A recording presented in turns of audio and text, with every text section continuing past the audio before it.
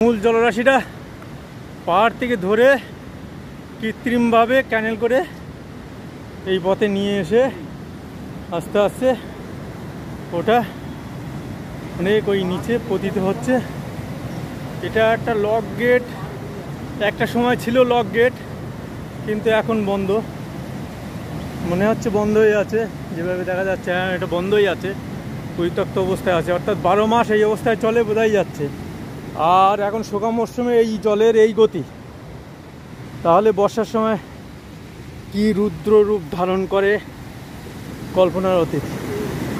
গোমতীর উৎসস্থল গোমতী নদী, বিখ্যাত নদী, ভারতবর্ষের এক, যেটা ত্রিপুরা রাজ্যের অনেকটা অংশে দিয়ে প্রবাহিত। এটা একটা লক গেট ছিল একটা সময়, এখন পরিত্যক্ত। অটোমেটিক 12 মাসের জন্য এই জলরাশি পাহাড় থেকে বিস্তীর্ণ এলাকা জুড়ে এই জলরাশি প্রবাহিত হয়ে এই যে আমরা ওই নিচে ওই অসাধারণ ব্যাপার, সত্যি অসাধারণ।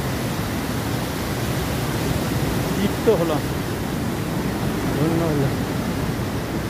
দুর্গম এলাকা, নিচের থেকে উপরে আসতে আমাদের বেশ কিছুটা ঘাম ঝরেছে এবং আমি হাঁপিয়েও গিয়েছি।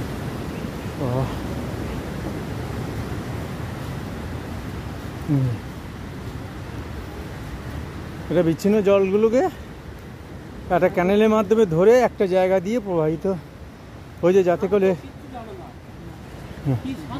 শান্ত, কিছু জানে না সত্যি। জল, মেন জলটা ওই দিক থেকে আসছে, এটা বাঁধ দিয়ে ধরে রাখা হয়েছে। বাঁধ দিয়ে ধরে রাখা না, বাঁধ দিয়ে আর কি করে ক্যানেল করে একটা জায়গায় দিয়ে প্রবাহিত করানোর চেষ্টা হচ্ছে। ঠিক আছে।